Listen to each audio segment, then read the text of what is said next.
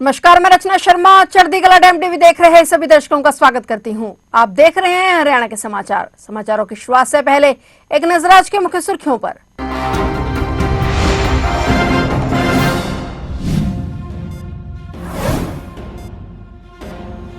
चंडीगढ़ में हुई बीजेपी की अहम कैबिनेट मीटिंग। मुख्यमंत्री नैब सिंह सैनी की अध्यक्षता में बैठक, कई अहम प्रस्तावों पर हुई चर्चा।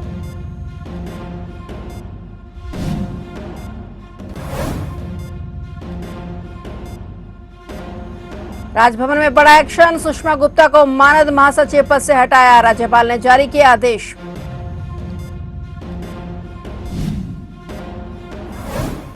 घन्नौर में पुलिस एनकाउंटर में बदमाश ढेर, हेड कांस्टेबल को भी लगी गोली। आरोपी पर दर्ज थे कई मामले, पुलिस ने मौके से हथियार किए बरामद।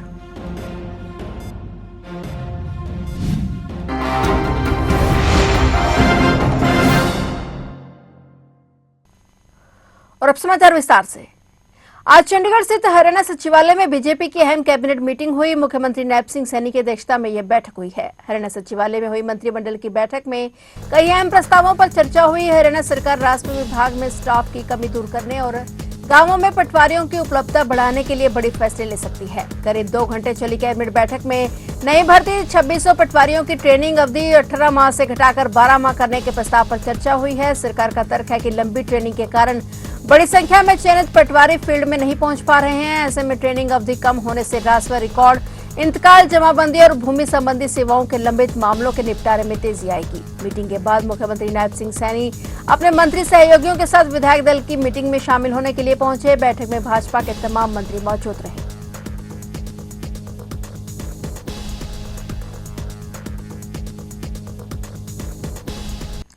हरियाणा से इस वक्त बड़ी खबर सामने आई है। हरियाणा बाल कल्याण परिषद में बड़ा प्रशासनिक फेरबदल करते हुए राज्य बाल कल्याण परिषद की मानद महासचिव सुषमा गुप्ता को पद से हटा दिया गया है। इस संबंधी राज्यपाल प्रोफेसर शिव कुमार घोष ने आदेश जारी किए हैं। जारी आदेशों के तहत सुषमा गुप्ता को मानद महासचिव पद से हटाया गया है। सुषमा गुप्ता पर राजभवन की बड़ी कार्रवाई की गई है।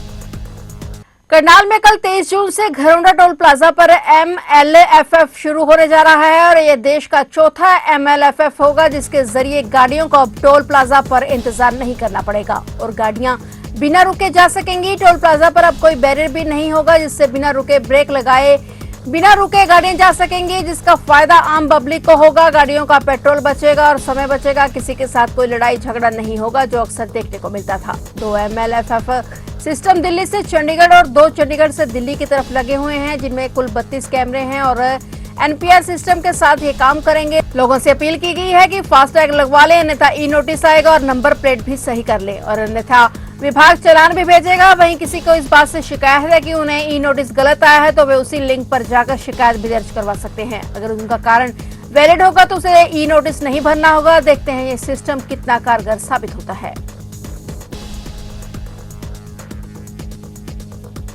गन्नौर में खुबड़ू नदीपुर माशरा रोड पर उस समय सनसनी फैल गई जब CIA 1 सोनीपत और CIA गन्नौर की संयुक्त टीम का सामना कुख्यात बदमाश गोपाल से हो गया। पुलिस के अनुसार टीम ने उसे पकड़ने का प्रयास किया तो आरोपित ने पुलिस पर फायरिंग शुरू कर दी। जवाब में पुलिस ने भी कार्रवाई की जिसमें गोली लगने से गोपाल गंभीर रूप से घायल हो गया। घायल गोपाल को अस्पताल ले जाया गया जहां डॉक्टरों ने उसे मृत घोषित कर दिया। मुठभेड़ के दौरान एक पुलिस जवान भी गोली लगने से घायल हो गया जिसे उपचार के लिए अस्पताल में भर्ती कराया गया है। घटना के बाद पुलिस आयुक्त ममता सिंह सहित कई वरिष्ठ अधिकारी मौके पर पहुंचे और पूरे घटनाक्रम की जानकारी ली। आरोपी गोपाल पर हत्या के प्रयास, शराब ठेके पर लूट, तोड़फोड़ और आगजनी समेत कई जघन्य मामलों के मुकदमे दर्ज थे। वह 2 मामलों में आजीवन कारावास की सजा काट रहा था और उसे 70 दिन की पैरोल मिली थी, लेकिन 23 मई को जेल में सरेंडर करने की बजाय वह फरार हो गया था। फिलहाल पुलिस ने मौके से 2 हथियार और अन्य साक्ष्य कब्जे में लेकर जांच शुरू कर दी है। जी, ऐसा गोपाल है जो कि अति वांछित अपराधी है जिसके पीछे काफ़ी समय से पुलिस प्रयास कर रही थी और इसके खिलाफ जघन्य अपराध जैसे हत्या के प्रयास, लूट डकैती टाइप के लगभग 24 के करीब मुकदमे दर्ज हैं। और सूचना प्राप्त हुई थी, स्पेसिफिक इनपुट था कि आज वो यहाँ पर गांव में किसी की हत्या के लिए आ रखा है जिसके हम डिटेल नहीं शेयर कर सकते हैं in the interest of investigation. Specific information team में तैयार की गई थी CIA द्वारा और एक चौकस नाकेबंदी की गई थी। और जैसा अभी DCP क्राइम ने आपको ब्रीफ किया कि मुठभेड़ हुई और मुठभेड़ में दोनों तरफ से फायरिंग हुई, जिसके बाद हमारे भी जवान को गोली लगी है, उसको भी गोली लगी। मैं अस्पताल होकर के आई थी। हमारा मुलाजिम अभी ओटी में ले जाया गया है उसको, और गोपाल को ब्रॉड डेड डिक्लेयर किया गया है वहाँ पर पहुँचने के बाद डॉक्टर ने। और मैं इतना ही कह सकती हूँ कि हमारी पुलिस ने, हमारे जवानों ने आज फिर एक व्यक्ति की जान बचाई है।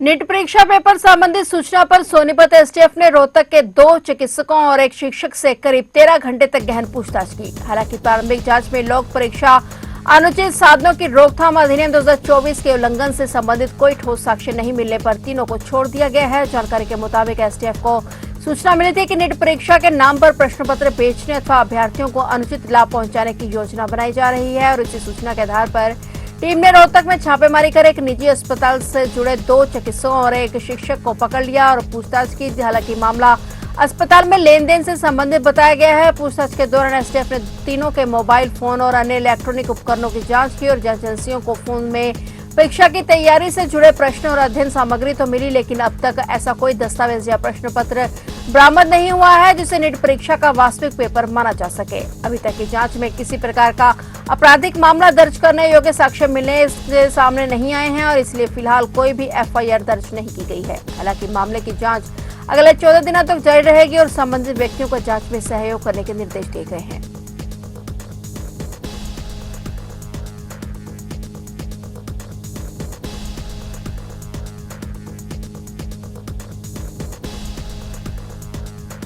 सदर थाना फतेहाबाद के मालखाने से 211 पेटियां शराब गायब होने के मामले में पुलिस विभाग की कार्रवाई लगातार जारी है। इस मामले में मालखाना प्रभारी हेड कांस्टेबल कमल कुमार को भी लापरवाही बरतने के आरोप में निलंबित कर दिया गया है। मामले के मुख्य आरोपी तत्कालीन थाना प्रभारी प्रहलाद सिंह को अदालत में पेश किया गया, जहां से पुलिस ने उनका 1 दिन का रिमांड हासिल किया है। एसआईटी ने पूरे मामले की गहनता से जांच कर रही है और जांच एजेंसियां यह पता लगाने में जुटी हैं कि मालखाने से गायब हुई शराब आखिर कहां गई, किसे सप्लाई की गई और इस पूरे प्रकरण में किन किन लोगों की भूमिका रही है। सूत्रों का मानना है कि जांच आगे बढ़ने के साथ साथ कई और अहम खुलासे सामने आ सकते हैं।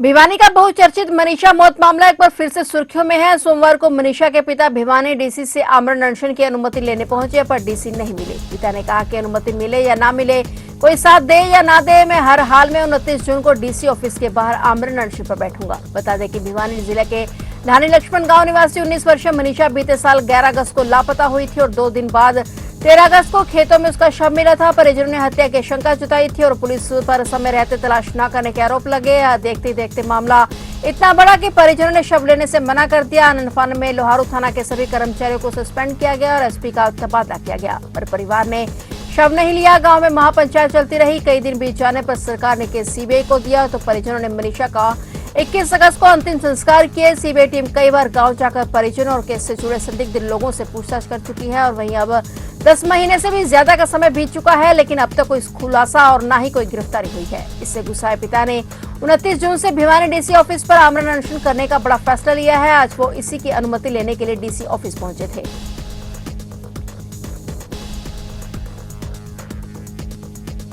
महेंद्रगढ़ जिले के नांगल चौधरी क्षेत्र के राय मलिकपुर गांव के पास नेशनल हाईवे 148B पर हुए भीषण सड़क हादसे में एक व्यक्ति की मौत हो गई, जबकि 2 अन्य गंभीर रूप से घायल हो गए। हादसा इतना भयावह था कि बोलेरो ट्रक के नीचे जा घुसी और वाहन पूरी तरह से क्षतिग्रस्त हो गया। दुर्घटना के बाद हाईवे पर अफरा तफरी मच गई और कुछ समय तक यातायात भी प्रभावित रहा। प्रत्यक्षदर्शियों के अनुसार नायन गांव के कुछ लोग बोलेरो में सवार होकर जा रहे थे और राय मलिकपुर के पास उनकी गाड़ी की ट्रक से जोरदार टक्कर हुई और टक्कर इतनी भीषण थी कि बोलेरो ट्रक के नीचे बुरी तरह से फंस गई। वाहन का अगला हिस्सा पूरी तरह चकनाचूर हो गया। राहत एवं बचाव कार्य के दौरान बोलेरो को बाहर निकालने के लिए जेसीबी मशीन की सहायता लेनी पड़ी। हादसे में नायन निवासी हेमराज गंभीर रूप से घायल हो गए। उसे अस्पताल ले जाया गया, लेकिन रास्ते में ही उसने दम तोड़ दिया। वहीं लालचंद और धीर सिंह गंभीर रूप से घायल हो गए। दोनों को कोटपुतली के एक निजी अस्पताल में भर्ती कराया गया है। फिलहाल दोनों खतरे से बाहर हैं। चिकित्सकों की निगरानी में दोनों का इलाज किया जा रहा है। वहीं पुलिस भी मामले की जांच में जुटी हुई है।